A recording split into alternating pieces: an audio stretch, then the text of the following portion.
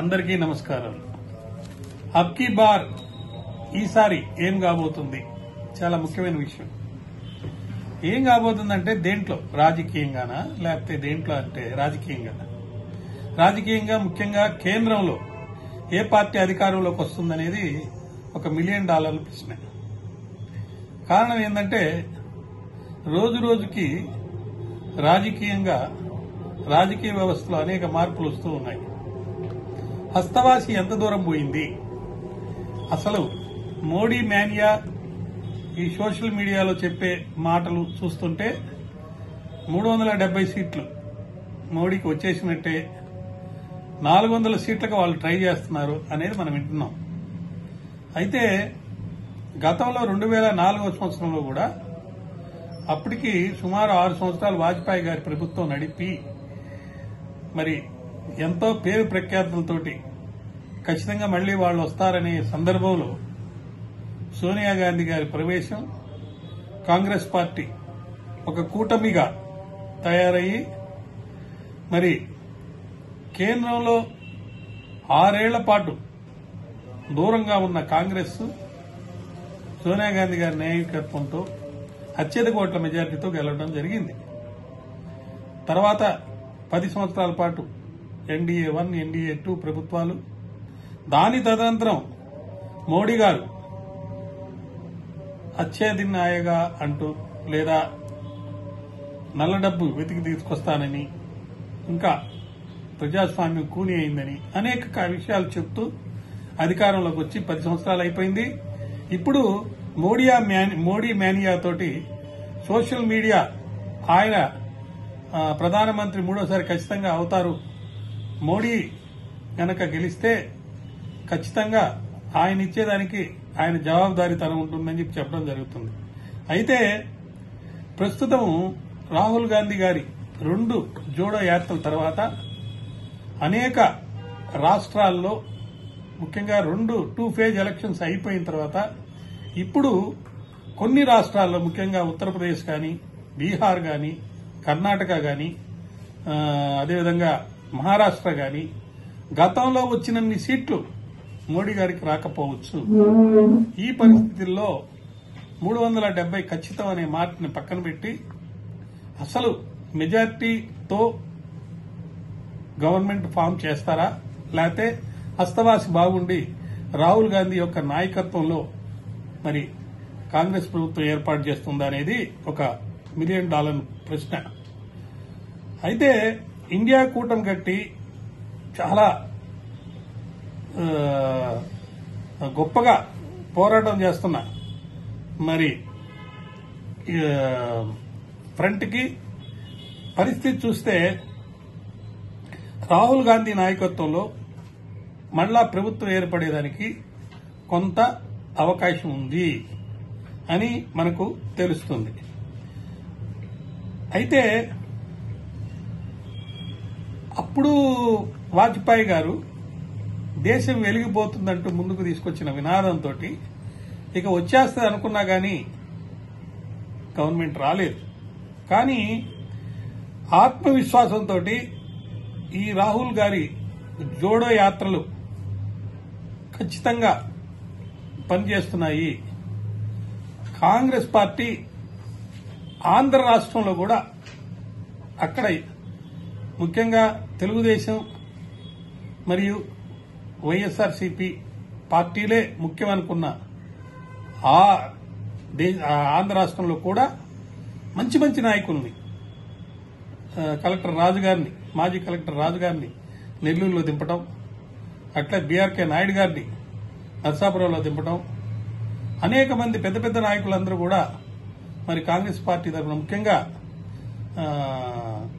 అధ్యక్ష పదవిని మన షర్మిల గారికి ఇవ్వడం, ఆమె ఎంతో గట్టిగా ప్రచారం చేస్తుంది, ప్రజలకు జనం మరి హాజరవుతున్నారు ఎక్కువ మంది, ఆమె ఎంపీగా కూడా నిలబడుతుంది. ఈ పరిస్థితుల్లో మనం ఒక్కసారి అన్ని గమనించి చూస్తే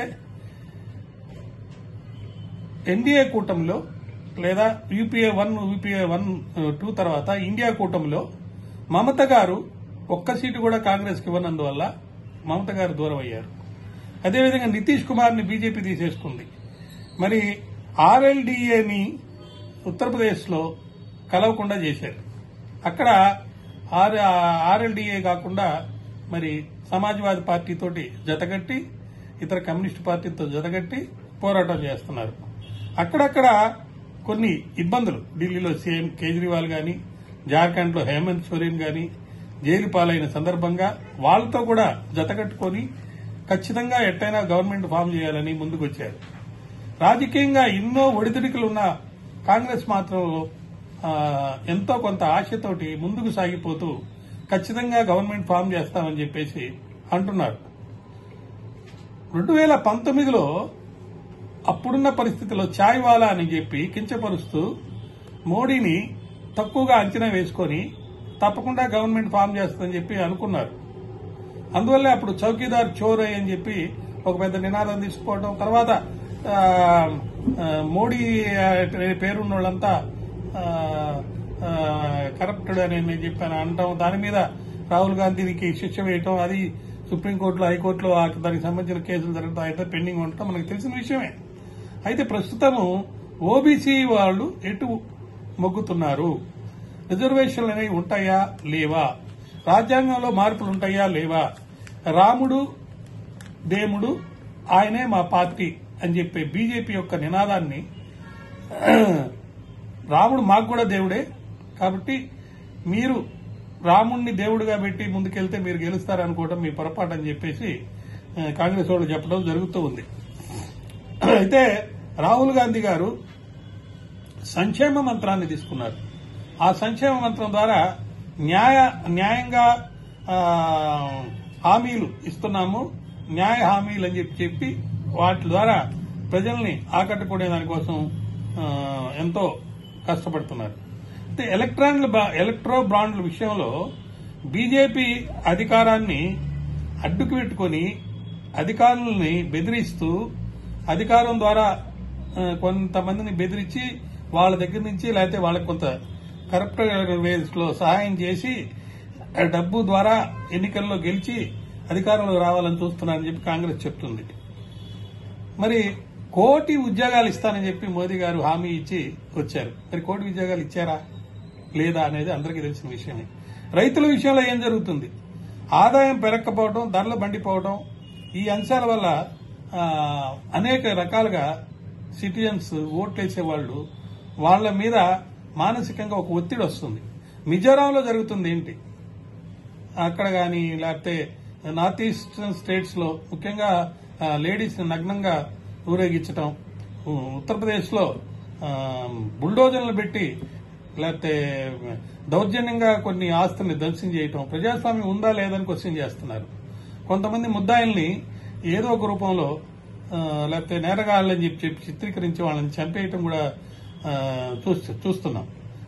ఈ అన్నిటి విషయాల వల్ల ఎక్కువ మంది వాదించేది ఏంటంటే ఆర్థికంగా దేశం ప్రగతి చెంది ముందుకు వెళ్తుందా లేదా. నిన్న చిదంబరం గారు ఏమన్నారంటే ఎవరున్నా 3వ స్థానం మనకే వస్తుంది, కానీ ఎంత తొందరగా వస్తుందనేదే సమస్య. కాబట్టి 3వ స్థానంలో మంది సుసంపన్న దేశంగా కొనసాగుతుందని చెప్పడం హర్షాస్యం కాదు, తొందరగా వచ్చిందా లేదనేదే ముఖ్యమని చెప్పి కూడా ఆయన చెప్పడం జరిగింది. ఇటువంటి పరిస్థితుల్లో మరి ఇప్పుడు ఇజ్రాయెల్ ఇరాన్ యుద్దం గాని లేకపోతే రష్యా యుద్దాలు గాని, మరి ప్రపంచంలో 3వ ప్రపంచ యుద్దం వస్తదేమని భయపడే రోజుల్లో ఇక్కడ ఎవరు గెలుస్తారని చాలా ముఖ్యాంశం. కాబట్టి ప్రతి ఒక్క ఓటర్ కూడా బాగా అన్ని విషయాలు తెలుసుకుని హస్తవాసి యొక్క ఆదరణ ఎంత ముందుకెళ్లింది కూడా గమనించి, మరి మోదీ వల్ల దేశం బాగుపడుతుందా లేదనేది గమనించి, హిందువుల్ని కాపాడటానికి మోదీ మాత్రమే ఉన్నాడని చెప్పే ఒక వాదనని కూడా ఎక్కువ మంది పరిగణలోకి తీసుకుంటున్నారు. ముస్లింస్ అరాచకం చేస్తున్నారనే విషయం గాని, లేకపోతే 370 ఆర్టికల్ ద్వారా జమ్మూ కాశ్మీర్ లో గవర్నమెంట్ ని రద్దు చేసి మరి అక్కడ స్పెషల్ స్టేషన్ తీసేయడం, ఇవన్నీ విషయాలు కూడా కూలంకషంగా చర్చించుకుని మనసులో హృదయంతో మంచి వాళ్ళకి ఓటేస్తారని ఆశిస్తున్నాను. ధన్యవాదాలు, నమస్కారం. మరిన్ని అప్డేట్స్ కోసం మా కాయ్ టీవీని సబ్స్క్రైబ్ చేసుకోండి. మా వీడియో కనుక మీకు నచ్చినట్లయితే లైక్ చేయండి, షేర్ చేయండి. మీ విలువైన అభిప్రాయాలను కామెంట్ బాక్స్లో తెలియజేయండి.